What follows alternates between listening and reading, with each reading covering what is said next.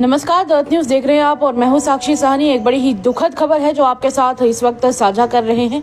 आपको बता दें कि कल के दिन जो कुलगाम में इंसिडेंट हुआ और ये जो एक बड़ा मिलिटेंट अटैक हुआ था नॉन लोकल्स के ऊपर, उसमें 2 लोगों की ऊपर अटैक होने की खबर सामने आ रही थी। एक का नाम दीपक बताया जा रहा था, दूसरा नाम भूपिंदर बताया जा रहा था। कहा जा रहा था कि दीपक की इसमें मौत हो चुकी थी, भूपिंदर इसमें बुरी तरह से घायल बताए जा रहे थे, उनका इलाज चल रहा था। पर आज एक बुरी खबर सामने आई है और वो बुरी खबर बताती है कि भूपिंदर की यानी जो दूसरा व्यक्ति है उसकी इसमें मौत हो गई है और वो अपनी इन जख्मों को ज्यादा देर तक सहन नहीं कर सका।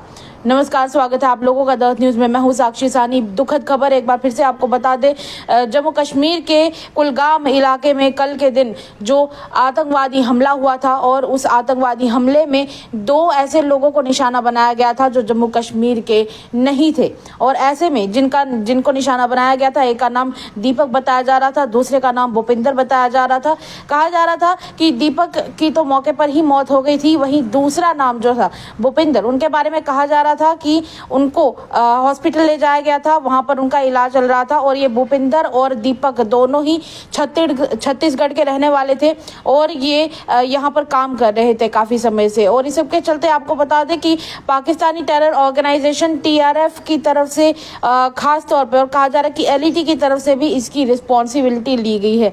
और अभी तक रही बात इस पूरे मामले की, जो मौत का आंकड़ा है वो बढ़ चुका है। कल के दिन की अगर बात करें, कल शाम तक कहा जा रहा था कि जो दीपक हैं उनकी मौके पर मौत हो गई थी और जो भूपिंदर हैं उनका फिलहाल इलाज चल रहा था। पर लेकिन आज ये खबर सामने आई है कि जो कुलगाम आतंकवादी हमला है, इसमें जिन 2 लोगों को निशाना बनाया गया था, एक को जिसके घायल होने की खबर आ रही थी, कहा जा रहा था कि वो अस्पताल में अपना इलाज करवा रहा था और उसका इलाज पूरा नहीं हो पाया और उसने मौके पर वहां दम तोड़ दिया अस्पताल में। और इस सबके चलते ये जो आतंकवादी हमला है ये किलाम एरिया में हुआ था, साउथ कश्मीर के कुलगाम डिस्ट्रिक्ट में।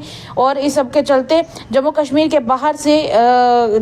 में बाहर से काम करने के लिए आए हुए 2 लेबरर्स को इसके चलते निशाना बनाया गया था। एक की तो मौके पर ही मौत हो गई थी, पर जो दूसरा बुरी तरह से इसमें घायल बताया जा रहा था। इलाज चल रहा था व्यक्ति का, लेकिन ज्यादा देर तक वो बेचारा भी अपने आप को और इन जख्मों के दर्द को सहन नहीं कर सका। और वही दुख की बात है। और इस सबके चलते कहीं ना कहीं एक शोक की लहर है। और इस सबके चलते बड़ी बात यह रहेगी कि ये जो आतंकवादी हमला हुआ है, क्या इसका ये जो एक्शन था, इसका रिएक्शन देखने को मिलेगा। जम्मू कश्मीर में फिलहाल जो सिक्योरिटी फोर्सेस हैं उनको कहीं ना कहीं मैनेज करते हैं जम्मू कश्मीर के लेफ्टिनेंट गवर्नर मनोज सिन्हा। तो जिस तरह से जब आशिक हुसैन के ऊपर हमला किया गया था, जो कि जम्मू कश्मीर पुलिस के हेड कांस्टेबल थे, जब उनके ऊपर हमला किया गया था, उनकी मौके पर शहादत हो गई थी, तो उसका बदला लिया गया था।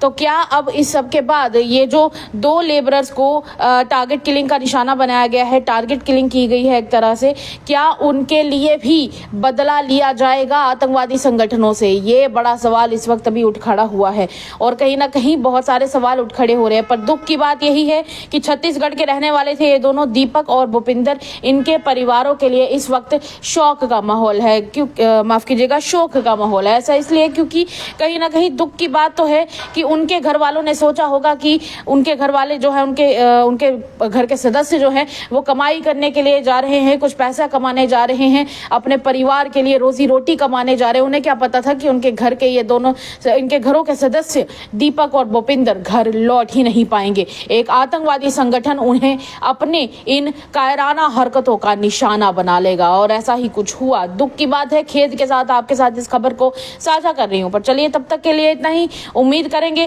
कि ऊपर वाला इनकी आत्मा को शांति दे दोनों की। और तब तक के लिए आप देखते रहिए द अर्थ न्यूज। इजाजत दीजिएगा और तब तक के लिए खबर को ज्यादा से ज्यादा शेयर कीजिएगा। ऐसी खबरों के लिए द अर्थ न्यूज के पेज को लाइक और फॉलो करें।